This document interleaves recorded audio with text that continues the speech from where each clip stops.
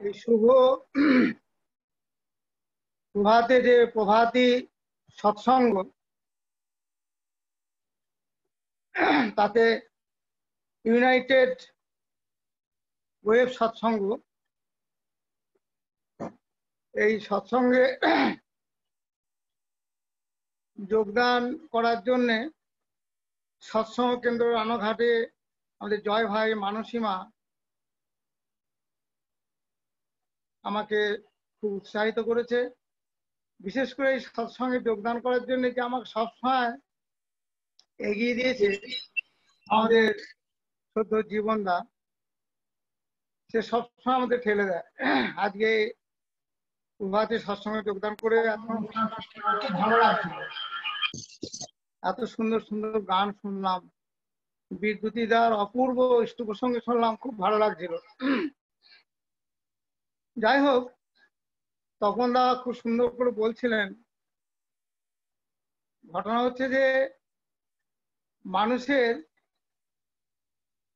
বাধা বিপত্তি মানুষকে এগিয়ে যেতে সাহায্য করে।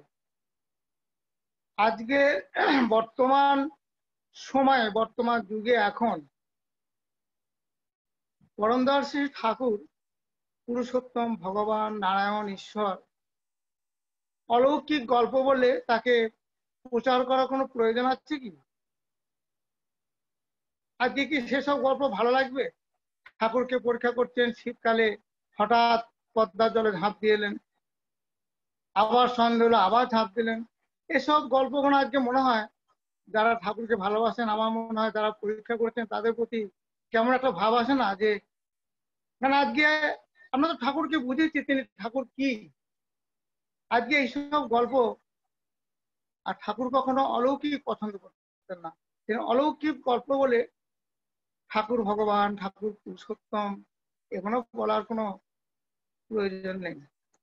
আজকে হচ্ছে ঠাকুর কর্মযোগ, তিনি যা বলে গেলেন আমি বা আমরা তা কতখানি বাস্তবে করতে পারছি, সেটি হচ্ছে আজকে দেখার সময়। আজকে ঠাকুর যা যা বলে গেছেন তিনি বাস্তবে সব করে যেতে পারেননি। তিনি আমাদের জীবনের যা যা চাহিদা, আমাদের যত কিছু প্রয়োজন তার রসদ দিয়ে গেছেন। আমরা দীক্ষা নেওয়ার সময় তাই সংকল্পবদ্ধ হয়েছি, তারা আমরা ঠাকুরকে গ্রহণ করেছি, পরমদয়ালকে গ্রহণ করেছি, যে তোমাকে প্রতিষ্ঠা করাই আমাদের জীবনে একমাত্র যোগ্য হোক। এইটাকে আমার মনে প্রাণ মানতে হবে, যে তোমাকে প্রতিষ্ঠা করার জন্যই আমি কিন্তু তোমাকে দীক্ষা গ্রহণ করেছি। তার জন্য আমাদের কি করণীয়? আমরা যারা যাজন করি অনেক সময় বলি ঠাকুরের দীক্ষা নিয়ে নাও, তোমার সব হবে, কিছু করতে হবে না। মেয়ের বিয়ে হচ্ছে না, ঠাকুরের দীক্ষা নিয়ে নাও, মেয়ের বিয়ে হয়ে যাবে। অসুখ সারছে না, দীক্ষা নিয়ে নাও, অসুখ হয়ে যাবে। এসব অবান্তর কথা কখনো বলা ঠিক না। সব কাজের একটা নিয়ম আছে। একটা স্কুলে ছেলেকে ভর্তি করেছি,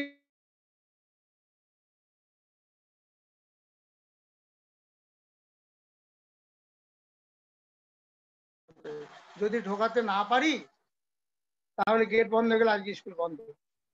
তাকে নিয়ম মানতে হবে। তাহলে আমরা ঠাকুরকে প্রতিষ্ঠা করবো বলে আমরা সংকল্পবদ্ধ হয়েছি। যা যা করতে হবে দীক্ষার সময় সেগুলো ঋত্বিক দেবতা বলে দিয়েছেন, ঠাকুর ঋত্বিক দেবতার মাধ্যমে। সেগুলো যদি না করি তাহলে আমার কি করে হবে? তাই দীক্ষা নিয়ে ঠাকুর যা বলেছেন আমরা সেগুলো কাটায় কাটায় পালন করার চেষ্টা করবো। আর সেই পালনের মধ্যে দিয়ে আমাদের জীবনে সুখ, শান্তি, স্বস্তি, বর্ধন আসে। আর ঠাকুর সারা জীবন আমাদের সেগুলোই বলেছেন, যাতে আমরা সেগুলো করতে পারি। মঠ মন্দির করার কথা তখন তিনি খুব একটা বেশি বলেননি। তিনি শুধু বলছেন মানুষ, তিনি মানুষ চাই। তখন যে যেতেন তাকেই বলতেন আমাকে মানুষ দেবেন দাদা, কত মানুষ চাই, কত মানুষ চাই। তিনি বলছেন 10 লক্ষ যদি ঠাকুরের দীক্ষা হয়, পরম পিতা দীক্ষা গ্রহণ করে, তাহলে আমি খুব খুশি। 10 লক্ষ মানুষ, 10 কোটি মানুষ, লক্ষ না। তারপরে তিনি বললেন অন্তত 5 কোটি আমাকে দাও। কত মানুষকে তিনি যারা গেছেন রাস্তা সেই সময় সবাইকে ধরে বলেছেন আমাকে মানুষ দেবেন? তবু তিনি 81 বছর ধরে আমাদের জন্য তার অনর্গল বলা, আমাদের সুখ স্বাচ্ছন্দ্য বৃদ্ধির জন্য যা যা প্রয়োজন তিনি সব বলে গেলেন। তবুও আমরা সব জেনে শুনেও আমরা কিন্তু, আমি অন্তপক্ষে কতটুকু করতে পারি তা জানি না। তাই তিনি সঙ্গে করে এবার নিয়ে এলেন শিশি বর্দাকে। তিনি যা যা করতে পারলেন না সেগুলোকে বাস্তবে করার জন্য তিনি কিন্তু ছাড়লেন না, আমাদের করা দেনই। পরম পূজ্যপাদ শিশি বর্দা তিনি সৎসঙ্গে হাত ধরলেন ঠাকুর অন্তরেতে। তিনি সামনে এসে তিনি যা যা বলে গেছেন, যা যা করা প্রয়োজন সেগুলোকে তিনি শুরু করলেন। বিভিন্ন দিকে দিকে সৎসঙ্গ কেন্দ্র, মন্দির, সৎসঙ্গ শিবির এগুলো শুরু করলেন। স্বস্তি সেবক বাহিনী। শ্রী শ্রী ঠাকুর 1942 সালে স্বস্তি সেবক বাহিনী শরৎদাকে শুরু করেছিলেন। বিভিন্ন কারণে সেটা বন্ধ হয়ে যায়। তারপর বলেছিলেন প্রয়োজন হলে বড় খোকা আবার করবে। 1972 সালে তিনি আবার এটাকে শুরু করেন গুটিকত ছেড়ে নিয়ে। সেই সময় ভীষণ সাইক্লোন, এই যে আজকে ভীষণ ঝড় সাইক্লোন বিভিন্ন রকম বাধা আমাদের মধ্যে আসছে, সেই সময় একটা ভীষণ সাইক্লোন ছিল 72 সালে। সেই সময় মায়ের কোল থেকে ছেলেরা কখন হারিয়ে যাচ্ছে কেউ জানে না। দুই বন্ধুর মধ্যে এক বন্ধু কখন পৃথিবী থেকে চলে যাচ্ছে, হাসতে হাসতে এক বন্ধু আর এক বন্ধুকে পৃথিবীকে সরিয়ে দিচ্ছে। এক অদ্ভুত সময় গেছে তখন, মানে কি ভীষণ সময়। যারা 72 সালের কথা মনে করছেন বুঝতে পারছেন। সেই সাইক্লোনে পরম পূজ্যপাদ শ্রী বর্দাদের শিবির স্বস্তি বাহিনী তৈরি করেছিলেন। সেখানে বিভিন্ন জায়গায় শিবির তৈরি হয়। শিবির মানে হচ্ছে যেখানে এই স্বস্তি সেবক বাহিনী ছেলেরা থাকে তাকে শিবির বলা হয়। এই স্বস্তি সেবক বাহিনীর কাজ কি? ঠাকুর বলেছেন কৃষি, শিল্প, স্বাস্থ্য, নিরাপত্তা, এই 4টি বিষয়ে নিডল করে তোলা সমাজে। আমি তখন বর্ধমান শিবিরে 72 সালে প্রথমে আসি। পরবর্তীতে 73 শেষের দিকে, 73 প্রথমে এসেছিলাম কিন্তু 73 শেষের থেকেই শুরু করি কৃষ্ণনগরে। তখন শিশি বর্দা বললেন কৃষ্ণনগরে আমি একটা মডেল শিবির করতে চাই। আমাকে সদ্য জ্যোতিদা বললেন, আমি যার কাছে থাকতাম যিনি আমাদের পুত্র সেনে পালন করতেন, বললেন তোকে শিবিরে কৃষ্ণনগরে যেতে হবে। বললাম আমি বর্ধমান বাড়ি, বর্ধমানের শিবিরে থাকি, আবার কৃষ্ণনগর যাবো কেন? এর আগে 2-1 বার কৃষ্ণনগরে ঘুরে গেছি, ভালো লাগেনি কেমন। একদম টাউনের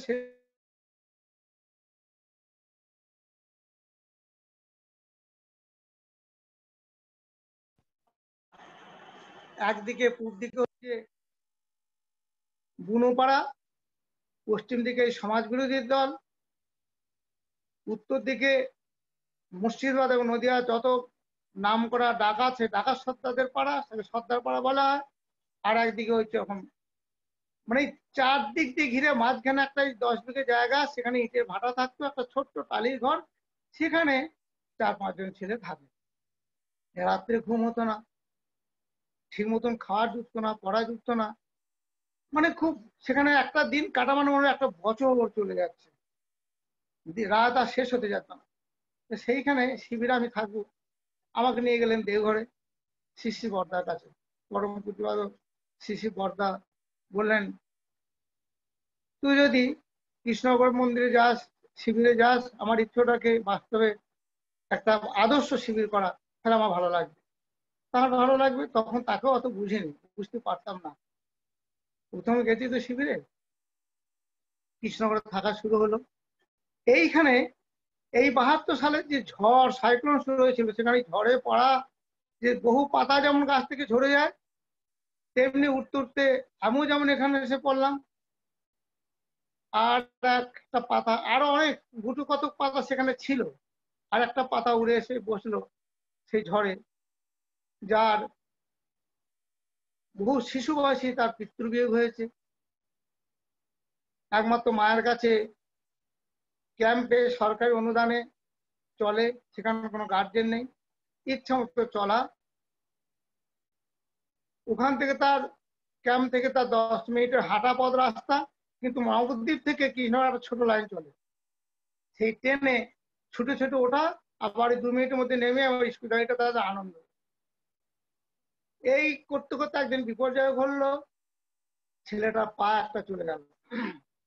মা সে তো বহু আগেই তার স্বামীকে হারিয়েছেন, এখন ছেলের এই অবস্থা, মানে ভেঙে পড়লেন খুব, কি করবেন।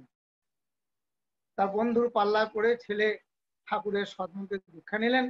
তারপর এই 72 সালে এই যে মুভমেন্ট চলছিল, তখন একটা দুর্বিষহ মুভমেন্ট, মানে ভাবা যায় না, সেইখানে তিনি নাম লিখিয়ে ফেললেন। মায়ের আরো হয়, ছেলে কোথায় যাবে, কখন যে মায়ের কোল থেকে হারিয়ে যাবে, তার সবসময় চিন্তা। কিন্তু এই 72 সালের ওই পরিস্থিতি, ওই ঝড়ের মধ্যে উঠতে উঠতে এই শিবির এসে হাজির। এই আমাদের এই ঝরা পাতার কয়েকটা একসাথে একত্রিত হলো, কিন্তু এই পাতাগুনা শুকিয়ে গেল না।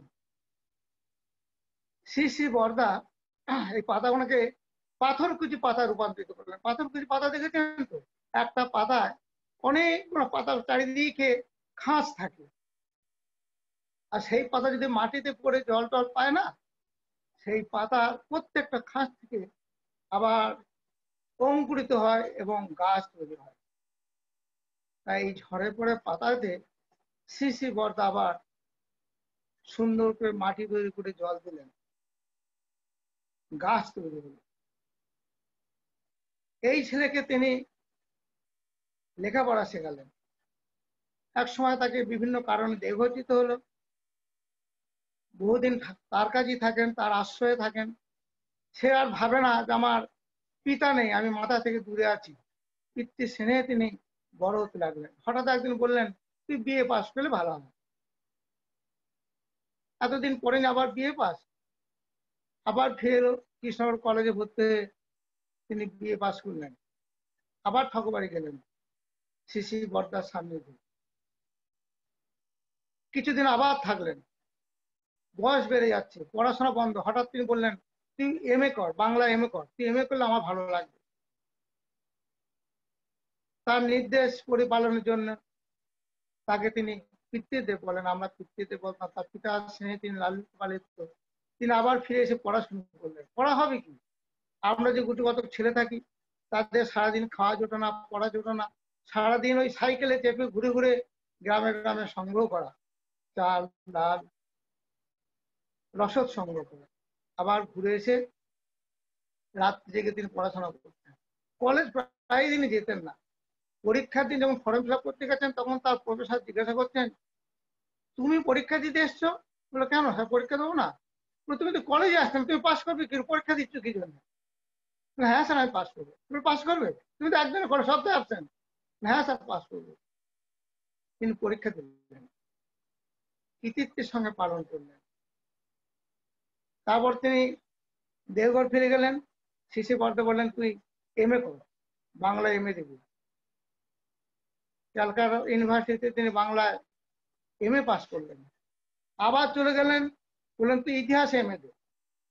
আমার মনে হচ্ছে ডবল এমএ পাস করলে আমার খুব ভালো হবে। তার নির্দেশ পাওয়ার জন্য ডবল এমএ করলেন, ইতিহাস এমএ দিলেন। তারপর আবার ঠাকুরবাড়ি থাকেন। বয়স প্রায় 40-42 হয়ে গেল, কতদিন পড়াশোনার সঙ্গে যোগ নেই। হঠাৎ তিনি বললেন, তুই ডক্টর কর, ঠাকুরের বিষয় থিসিস ছড়ার উপরে, ঠাকুরের বাণী। তিনি আকাশ থেকে বললেন, এটা কি সম্ভব? ইউনিভার্সিটিতে কতদিন যাতায়াত নেই, পড়াশোনা নেই, আজকে কত বয়স হয়ে গেছে, তবু তিনি ছাড়বেন না। তাকে দিয়ে তিনি ডক্টর করলেন ঠাকুরের ছড়ার উপরে। আজকে সে কিন্তু ফলে ফুলে সুশোভিত। আজকে সেই শিশি বরদা যে গাছ রোপণ করে গেছেন, যে গাছ বড় হয়ে আজকে ফল দিচ্ছে, আজকে সেই ফল আজকে ইউনাইটেড ওয়েবসাইটের মাধ্যমে সে আজকে আজ এখন রানাঘাট, কাল বাংলাদেশ, পরশুদিন আমেরিকা, তারপর দিন কানাডা, কত জায়গায় সেই ফলের সব মানুষ এই ফলের আস্বাদন পাচ্ছে।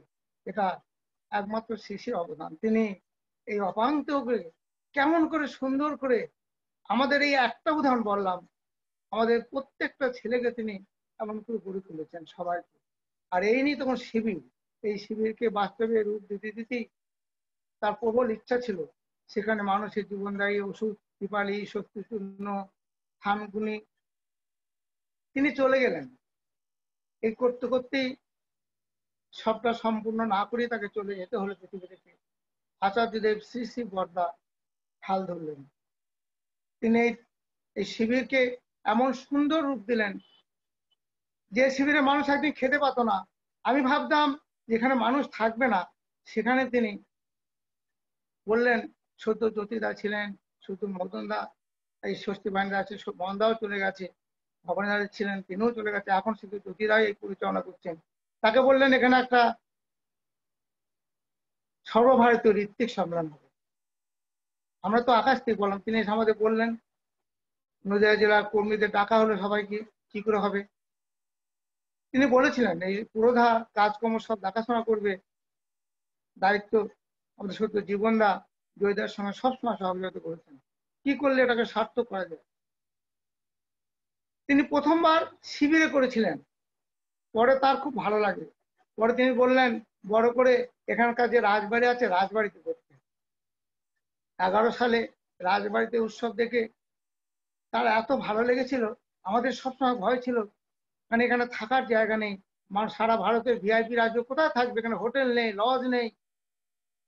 পূজনীয় বাবাইদা বলেছিলেন সবাইকে বলবেন যে বাবা করতে চাইছে তাই করছি, কিন্তু এখানে তো থাকার জায়গা নেই, স্কুল কলেজে থাকতে হবে। যেসব মানুষরা কোনোদিন এসি ঘর ছাড়া থাকে না, ভালো ভালো খাট ছাড়া বিছানা ছাড়া থাকে না, সেখানে স্কুলে কলেজে নিচে শোয়ার ব্যবস্থা হয়েছিল।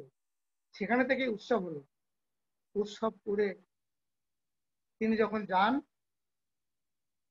যাওয়ার সময় বললেন আমি যা ভেবেছিলাম তোরা তার থেকে অনেক ভালো করেছিস, আমি ভাবতেই পারিনি এত সুন্দর হবে, আমি আবার করবো। আবার 17 সালে উৎসব করেন। এই উৎসব করার জন্য আপনাদের সকলেই খুব সহযোগিতা। এই যে আজকে সৎসঙ্গে যারা পরিচালনা করছেন আমাদের সদ্য জয়দা রানাঘাট থেকে, এবং আমাদের যে পরিচালনা করছেন, সঞ্চালনা করছেন আমাদের তপনদা, উৎসবে খুব সহযোগিতা করতেন, বিভিন্ন কাজে সবসময় তারা থাকতেন। বহু মানুষ সার্থক হয়েছে। 3 বার তিনি এখানে সর্বাধিক ঋত্বিক সম্মান করলেন। এই কাজের জন্য তিনি প্রতিনিয়ত আমাদের প্রেরণা দিয়েছেন যাতে আমরা এই কাজে এগিয়ে যেতে পারি। এই বিদ্যুতিদা বহু দায়িত্ব নিয়ে এই উৎসবে তিনি আমাদের সহযোগিতা করেছেন, উৎসবের আকার নিয়েছিল। আর তার সবসময় এই প্রেরণা দেওয়ার মূলে ছিলেন পরম পূজনীয় বাবাইদা। বাবাইদা সবসময় আমাদের প্রেরণা দিতেন কি করলে হয়। তিনি আচার্যদেবের নির্দেশকে পরিপালন করার জন্য তার কি সারা যতদিন আজকে তার এত বয়স হয়ে গেল, তার সবসময় কি প্রচেষ্টা, সবসময় তিনি কিসে খুশি থাকবেন, কিসে ভালো থাকবেন। আজকে যে আমরা ঠাকুরবাড়ি যেতে পারি না, গেট বন্ধ, সবার মনে খুব কষ্ট হয়, কিন্তু বাবাইদা শুধু আচার্যদেবকে সুস্থ রাখার জন্য, ভালো রাখার জন্য, যাতে কোনো রকমের তিনি সংক্রামিত হয়ে না পড়েন, আমাদের মধ্যে অযথায় অমিধায় হয়ে ভালো থাকতে পারেন, সুস্থ শরীর থাকতে পারেন, এই জন্যই তার ব্যবস্থা। এমনকি কোনো ভোগের জিনিস সেখানে ঢুকে না, সেখানে ভোগের জন্য রসগোল্লা তাও তিনি ভেতরেই তৈরি করাচ্ছেন। তার এই ইষ্ট কাজ করতে গিয়ে আমাদের প্রত্যেকের বাধা আছে, তারও জীবনে বহু বাধা ছিল, তিনি কিন্তু কোনো বাধাকে বাধা ভাবেননি। আচার্যদেব বললেন ঠাকুর তো চেয়েছিলেন যে 10 কোটি দীক্ষা, অন্তপক্ষে 5 কোটি, তা আমরা যা দীক্ষা দিচ্ছি তা আমরা হয়ে উঠছে না। তিনি এক সময় বললেন বাবাইদাকে যে সে যদি চেষ্টা করে সে একটা 1 লক্ষ দিতে পারে। তা আমি তো ভেবেছিলাম 1 লক্ষ দীক্ষা, তারপরে প্রতিদিন 100 দিন, একটা টার্ম প্রায় 3 মাস, প্রতিদিন 1000 দীক্ষা সম্ভব? আমরা তো একটা টার্মে 3 মাসে 10টা 15টা 20টা 25টা দীক্ষা দিতাম আগে। এখন তার আচার্যদেবের নির্দেশে 100 দিন, 100 দিন 3 মাসে, তো প্রতিদিন 1000 করে, তবে তো 1 লক্ষ। এটা সম্ভব হবে? তিনি তার কাছে বললেন আগে আপনি ইচ্ছা করলে নিশ্চয় হবে। তিনি সকলের কাছে আবেদন করলেন, 100 দিনের প্রোগ্রাম শুরু করলেন। 1000 না, হাজারে হাজারে দীক্ষা দিলাম। তিনি 100 দিনে প্রায় 4.5 লক্ষ দীক্ষা দিলেন। এই করতে কি তার পরিশ্রম হয়নি? তিনি আমাদের মন কত জোরে যায়, শুনেছি নাকি মন নাকি সবার আগে যায়, তিনি তার আগে যেতেন। সন্ধ্যের সময় দীক্ষা দিচ্ছেন কোথায়? ত্রিপুরায়। সকালবেলা দেখতে দীক্ষা দিচ্ছেন অমরধাম কলকাতায়। সকালে দীক্ষা দিচ্ছেন, দুপুরে দীক্ষা দিচ্ছেন আন্দামানে, আবার বিকালে দীক্ষা দিচ্ছেন মুম্বাইয়ে সৎসঙ্গ বিহারে। কি করে তিনি পারতেন? কৃষ্ণনগরে দুরাত থাকার তার সুযোগ হয়েছে, আমরা সৌভাগ্য পাচ্ছিলাম তার সঙ্গ করার কৃষ্ণনগরে দীক্ষা দিবসে এসে। এত নিয়ন্ত্রিত, সারাদিনে তার খাওয়ার হচ্ছে 4খানা রুটি 24 ঘন্টায়, 4টে ছোট ছোট রুটি, তার মধ্যে আলু ভাজা দিয়ে গোল করে ফয়েল পেপার দিয়ে বাঁধা, মানে প্যাক করা, তার গাড়িতে হটপট থাকতো, তার মধ্যে নিয়ে তিনি যেতেন, রাস্তার প্রয়োজন হলে তিনি খেতেন। সারাদিনে 24 ঘন্টায়। রাত্রে খেয়েছেন, সকালবেলা প্রার্থনা করে বেরোলেন, আবার রাত্রে এসে খাবেন। এই 4খানা রুটির মধ্যে তাও একদিন দেখতাম 1খানা 2খানা ফিরে আসতে, 2 দিনের মধ্যে দেখেছি। সারাদিনে কিছু কি খেতেন। অথচ দেখেছি সূর্য সকালে যখন উদয় হয় তখন তার যে উজ্জ্বলতা, তার যে জ্যোতি, ভৌগোলিক কারণে আমরা সন্ধ্যের সময় দেখি যেন নির্মাণ, তার জ্যোতি ঠিক থাকে, ভৌগোলিক কারণে আমরা দেখি। কিন্তু বাবাইদাকে দেখতাম সকালবেলা যে দিব্য জ্যোতি নিয়ে তিনি, যে উদ্যম নিয়ে তিনি বেরোতেন, সারাদিন একাধিক জায়গায় প্রোগ্রাম করে, প্রতি জায়গায় প্রায় 40-45 মিনিট ইষ্ট প্রসঙ্গ করে, সবাইকে উজ্জীবিত করে, দীক্ষা দান করে যখন ফিরতেন সন্ধ্যের সময় কি রাত্রে, সেই একই উজ্জ্বলতা, একই তার উদ্যম, তার মনের মধ্যে, তার দেহের উজ্জ্বলতার মধ্যে এতটুকু খামতি নেই। দেখে ভাবতাম এটাও সম্ভব। তাই ভাবি তারা তো ঈশ্বর করে পুরুষ, তারা আমাদের জন্য এত চেষ্টা করছে। তিনি হাজারে হাজারে ষষ্ঠী দিয়ে যাচ্ছেন শুধু আমাদের বাঁচানোর জন্য। ঠাকুর বলেছেন ষষ্ঠী জীবনের সুন্দর থাকার পথ, তাই আমাদের এই ভালো থাকার জন্য তার এত প্রচেষ্টা। আজকে অনেকেই দেখেছেন যে তিনি শ্রী শ্রী ঠাকুরের তিথির দিন বাবাকে নিয়ে গিয়েছিলেন ঠাকুর বাড়িতে প্রণাম করার জন্য। সেই ছবি আমরা তো বহুদিন দেখিনি, তাকে যেতে পারছি না, আপনারা সবাই পারছেন না, কিন্তু ওই ছবি দেখে যখন জীবন এই ছবি প্রথম আমাকে পাঠালো, ছবিটা দেখে মন প্রাণ ভরে গেল, যে ভাবছি অপরূপ কি সেই অনিন্দ সুন্দর সেই রূপ। দাদা ঠাকুর নাম করছেন, হেঁটে আসছেন, কি সুন্দর, একদম জীবন্ত আদর্শ সামনে দিয়ে হেঁটে আসছে। তার শরীরের মধ্যে এতটুকু বয়সের কোনো কান্তি নেই, উজ্জ্বলতার এতটুকু কোনো এ নেই, কি অপূর্ব ঠাকুর বাড়ি থেকে তিনি আসছেন। আবার আরো অদ্ভুত ব্যাপার দেখলাম, এই দ্বিতীয় 2 সেপ্টেম্বর আমরা সবাই এই দিনে ঠাকুর বাড়ি যাই, আজ থেকে প্রায় বহুদিন ধরে। শিশি বর্দা, শিশি ঠাকুর এই 2 সেপ্টেম্বর পাবনা হিমায়তপুর থেকে দেওঘর এসেছেন বলে এটাকে তিনি আগমনী উৎসব করেছিলেন। তা আজকে বহুদিন ধরে এই উৎসবে না যেতে পারলে নিজেকে খুব খারাপ মনে হতো, গতকালও সেটা মনে হচ্ছিল। কিন্তু জীবনদা যখন প্রথমেই ছবিগুলো পাঠালেন, দেখলাম যে কি অপরূপ। শুনছিলাম কালকে সন্ধ্যার সময় আমাদের কৃষ্ণনগরে যে উৎসব হলো, সৎসঙ্গ হলো, সেখানে আমাদের কৃতগুরুদা সেখানকার বাস্তব কথা বলছিলেন, জীবনদার কাছে শুনলাম শ্রী শ্রী ঠাকুর যে গাড়িটা ব্যবহার করতেন, সেই হাটসন গাড়ি, বিদেশি গাড়ি, সে আজকে মিউজিয়ামে ছিল। আমরা যেমন কোনো কিছু যেটা বাস্তবে চলে না, মৃত জিনিস মিউজিয়ামে রাখি দেখার জন্য, ঠাকুর সেই গাড়ি 29 বছর চলেনি, সেই গাড়িকে তিনি মিউজিয়ামে রাখা ছিল, আমরা মানুষকে সেখানে দেখতাম। তার ইচ্ছা হলো যে এই গাড়িটাকে চালু করা, এর কোনো পাশ পাওয়া যায় না, বিদেশি গাড়ি। কিন্তু সৎসঙ্গের গ্যারেজের যারা এই গাড়ি দেখাশোনা করেন, তাদের দিয়ে তিনি বহু চেষ্টা, 1 মাস ধরে তাদের পিছনে লেগে, তার ইচ্ছা হলে তিনি সবাই, তিনি পারেন তো, তাদের দিয়ে শুধু দেখালেন যে এই গাড়ি চলতে পারে।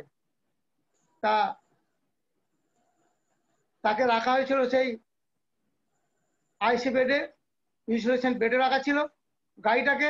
তাকে আস্তে আস্তে ওষুধে তাকে আস্তে আস্তে জেনারেল বেডে রাখা হলো। গাড়িটা তার মানে আস্তে আস্তে তাকে কোনো রকমে সারিয়ে 1 মাস ধরে তাকে ঠাকুর বাড়ির মধ্যে হাঁটানো হলো, চলাফেরা শুরু করলো। জেনারেল বেড থেকে তাকে বলা হলো এবার বাইরে হাঁটো। শিশি দাদা চাইছেন বর্তমানে ঠাকুর বাড়িতে ঘোরানো। গতকাল সেই গাড়ি নিয়ে পরম দয়াল শ্রী শ্রী ঠাকুরের শিবের যে মূর্তি, জগজ্জননী বড় মার যে মূর্তি, তাকে সুন্দরভাবে ওনারা দেখেছেন, সাজিয়ে সেই গাড়ি রওনা হলো। সেই গাড়ি নিয়ে গেলেন। পূজনীয় বাবাইদা গাড়ি রওনা করে সৎসঙ্গনগরে আমাদের এখন যে বসবেশ্বর মন্দিরের বারান্দা থেকে দেখছেন, সেই গাড়ি যাচ্ছে, চালাচ্ছেন কে? শ্রী ঠাকুরের নাতি নিয়ে। সেখানে আরো নাতি ছেলেরাও আছে। তার আগে চলেছেন সবচেয়ে বড়, আজকে যিনি প্রায় আর 1 মাস পরে 88 বছরে পৌঁছাবেন, পরম পূজ্যপাদ আচার্যদেব শ্রী শ্রী দাদা। তিনি চলেছেন ঠাকুরকে নিয়ে। সেই যেখান দিয়ে আমরা প্রসেশন করি সারা শহর ঘুরে আবার ঘুরে এলেন। যখন আবার ঠাকুর বাড়িতে পৌঁছালো, তখন কর্মীরা, গ্যারেজের কর্মীরা এতক্ষণ মানে শ্বাস বন্ধ হয়েছিলেন, তাদের চোখ মুখ যেন রক্তাক্ত হয়ে যাচ্ছিল, যেটা কি কখনো গাড়ি বন্ধ হয়ে যাবে না তো, সবসময় ভাব। কিন্তু অক্লেশে সে সুস্থ মানুষের মতন এখন যেমন হেঁটে বেড়াচ্ছিল, আইসিইউ বেড থেকে জেনারেল বেডে, তারপর সুস্থ হয়ে যেমন ফিরে আসছে রুগীরা, তেমনি সেই মিউজিয়ামে থাকা গাড়ি সে আজকে হেঁটে চলে এলো ঠাকুর বাড়ির পরম দয়ালকে নিয়ে। আবার যে কতদিন আগে ঠাকুর চেপেছিলেন, আবার ঠাকুর সেই গাড়িতে চাপে নিয়ে। সে অপূরব দৃশ্য, সেই দৃশ্য আমরা হয়তো সবাই দেখেছেন, মন প্রাণ ভরে গেল। ভাবলাম যে আমরা দেওঘরই আছি, কি দৃশ্য, কতদিন পর দেখলাম ঠাকুর, আর এই গাড়ি কতদিন দেখিনি। আর সেই গাড়িতে তিনি চেপে ভ্রমণ করে এলেন। সেখানে আচার্যদেব শ্রী শ্রী দাদা রয়েছেন, ঠাকুর আরো কতজন রয়েছেন, বেশ কয়েকটা গাড়ি সুসজ্জিত করে ঘুরে এলেন। আমি এই যে তার প্রচেষ্টা, তাই ভাবি তিনি আমাদের প্রতিনিয়ত রক্ষা করে চলেছেন।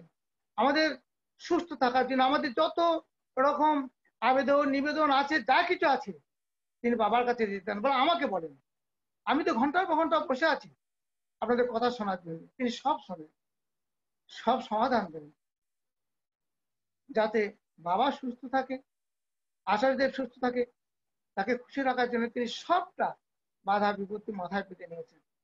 তাই আজকে আমাদের বক্তৃতা না, বক্তৃতা দিয়ে কিছু হয় না। আমাদের একটা ইচ্ছা, যে যাতে আমরা ভালো থাকতে চাই, সুস্থ থাকতে চাই, জীবনে বড় হতে চাই। তার জন্য ঠাকুর যেমন বলেছেন, আজকে তিনি বললেন আমি পাকা রাস্তায় বেঁধে গেলাম। পাকা রাস্তা কি আমরা বুঝতে পারছি তো, যে পাকা রাস্তা মানে যে রাস্তা দিয়ে চললে আমাদের পিছলে যাওয়ার ভয় নেই। তাই তিনি আজকে শ্রী শ্রী বর্দা, আচার্যদেব শ্রী শ্রী দাদা, পরম পূজনীয় বাবাইদা, পরম পূজনীয় অবিন্দা, এই যে পাকা রাস্তা, যে আমাদের পিছলে যাবার কোনো ভয় নেই। কোনো অসুবিধা হলেই তারা বলছেন আমি আছি, আমার কাছে এসো। রাস্তা পিছলে যাবার কোনো ভয় নেই। তারা যে পথ আমাদের বাদলাচ্ছেন, সেটা মাথায় নিয়ে যেন আমরা এগিয়ে চলি। ঠাকুরকে মনে প্রাণে ভালোবাসি। শুধু ঠাকুর আমি যেন তোমার হতে পারি, জীবনের উদ্দেশ্য তার হওয়া। তাহলে আমরা সবাই ভালো থাকবো, সুখে থাকবো, শান্তিতে থাকবো। আজকে যিনি সৎসঙ্গের আয়োজন করেছেন, আমাদের অমিত মুখার্জি দা, আমি পরম দয়ালের আতুর চরণে তার সর্বাঙ্গীন মঙ্গল প্রার্থনা করছি। জয় রাহা ভাই, মানসীমা, যারা দিন রাত খেটে দিনের পর দিন প্রত্যেকটা মানুষের কাছে এই অমৃত কথা পরিবেশনের জন্য তাদের যে প্রচেষ্টা, আমাদের সঞ্চালক তপনদা, তার অমূল্য সময় নষ্ট করে প্রতিদিন কি অপূর্ব ভঙ্গিমায় আমাদের সবাইকে তিনি তার বর্ণনা দিয়ে চলেছেন। দু একটা কম কিছু নয়। তা পরম দয়ালের আতুর চরণে আমি সকলে মঙ্গল প্রার্থনা করি। আর যে আমাকে এই সব কাজে প্রতিনিয়ত যোগান দিয়ে চলেছে, আমি সবসময় আসতাম না, আমাদের সদ্য জীবনদা, তিনি ঠেলে দেন। সাঁতার শিখতে গেলে যেমন মাস্টারমশাই জলে ঠেলে ফেলে দেয়, জল খেলে আবার তুলে ধরে, তো আমাদের এখন জলে ঠেলে ফেলে দেয়, কেন যাবেন না, আবার যখনই বিপদে পড়ে আবার টেনে ধরেন। তাই আমি সদ্য জীবনদাকে এখান থেকে প্রণাম জানাচ্ছি। সে আজকে যেমন করে সারা বিশ্বের বুকে তার ফলে ফুলে সবাইকে আস্বাদন করাচ্ছেন, আরো বড় হতো। সকলের সর্বাঙ্গীন মঙ্গল প্রার্থনা করছি পরম দয়ালের আতুল চরণে। জয় গুরু। জয় গুরু।